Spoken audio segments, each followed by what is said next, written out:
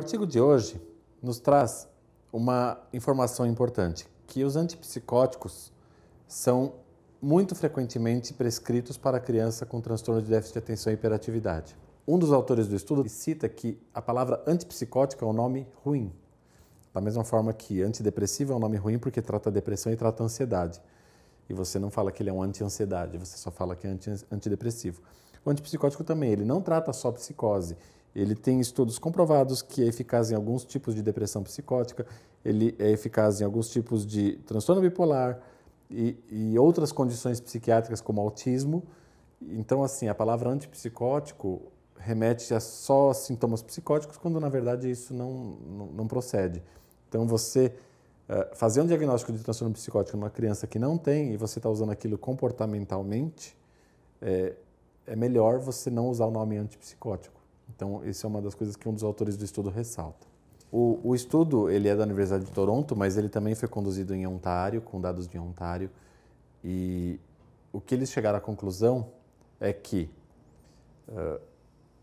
isso se dá também porque falta, num primeiro momento, o acesso fácil, mesmo no Canadá, a um tratamento psicológico e comportamental de qualidade no começo do tratamento. Então, às vezes, a criança ainda não teve tempo de responder ao tratamento com a medicação para o TDAH e ainda apresenta alterações de comportamento importantes, e isso reflete diretamente no tipo de medicação que o médico vai prescrever para essa criança. O impacto do uso de antipsicótico na infância, ele é grave porque existe um risco com o uso precoce de antipsicótico para uma criança. Esse impacto pode ser metabólico, pode ser neuronal, pode ser em termos de comportamento mesmo. O estudo ele foi feito basicamente com cuidado primário, ou seja, um clínico geral, que é onde a maior parte dos transtornos do TDAH é tratado no Canadá. É um médico generalista que cuida da maior parte desse tipo de problema. Alguns casos mais graves são encaminhados para o psiquiatra, e o estudo não levou em conta crianças que passavam exclusivamente com pediatra, crianças e adolescentes que passavam com pediatra, só as que buscavam clínico geral. Então, essa é uma das limitações desse estudo. É importante ressaltar que o estudo também ele não mostra se o remédio foi comprado ou se a criança chegou a tomar ou não esse remédio.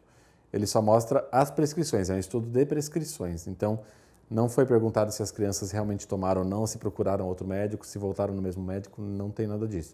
É só o quanto os psiquiatras prescreveram a medicação.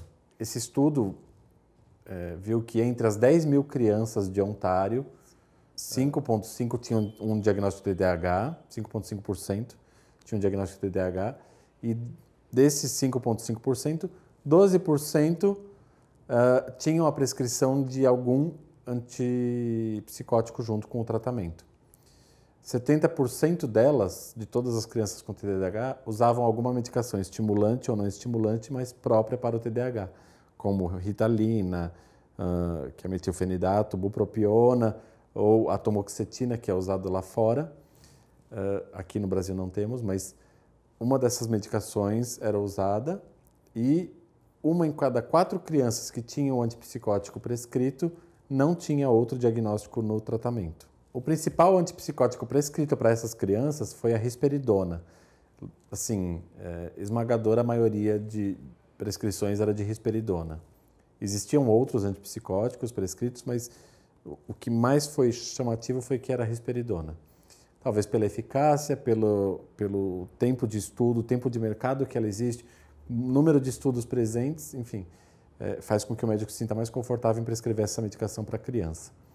Porém, a conclusão do estudo foi que o único preditor de que a criança pudesse receber um antipsicótico foi ela ter sido encaminhada para um psiquiatra. Quase nenhuma criança teve prescrito antipsicótico pelo clínico geral, só pelo psiquiatra. Então, o que indica a primeira conclusão do estudo, que a risperidona só é prescrita em casos mais complexos. O estudo ressalta também que 20% das crianças com TDAH tiveram uma prescrição de antidepressivos também, ou ansiolíticos. Isso mostra que o TDAH nem sempre é uma condição que aparece isolada das demais. ele vem em conjunto com outras coisas. Os fatores de risco que levaram a uma prescrição maior de antidepressivos eram idade, conforme a criança ia ficando mais velha, podiam aparecer sintomas que justificassem a prescrição de um antidepressivo, um diagnóstico realmente firmado de ansiedade ou depressão e avaliação por um psiquiatra.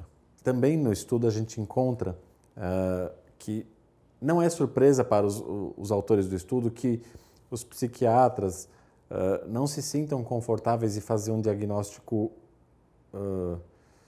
de comorbidade com algum outro tipo de problema, como transtorno bipolar, ou transtorno de ansiedade, ou esquizofrenia, junto com o TDAH. Primeiro, porque o médico não se sente confortável em fazer outro diagnóstico, principalmente na infância e adolescência, quando as coisas são muito imprecisas. O diagnóstico é muito impreciso muitas vezes. Segundo, o médico não quer estigmatizar a criança, né? Para a mãe é muito mais fácil escutar que a criança tem TDAH só e que tem que tomar risperidona do que ela ter TDAH e transtorno bipolar, por exemplo, que já tem aquele estigma todo. E por fim, a insegurança do médico mesmo em fazer um outro diagnóstico. Às vezes não tem um critério específico ali, mas ele vê que a criança é agressiva, que a criança tem um comportamento violento, que o psicólogo não está dando conta, então ele prescreve a risperidona, mas mantém o diagnóstico exclusivo de TDAH. A principal conclusão do estudo é que algumas crianças têm um quadro mais complexo, né? Então é por isso que elas recebem o antipsicótico em concorrência, em consonância com a medicação para o TDAH.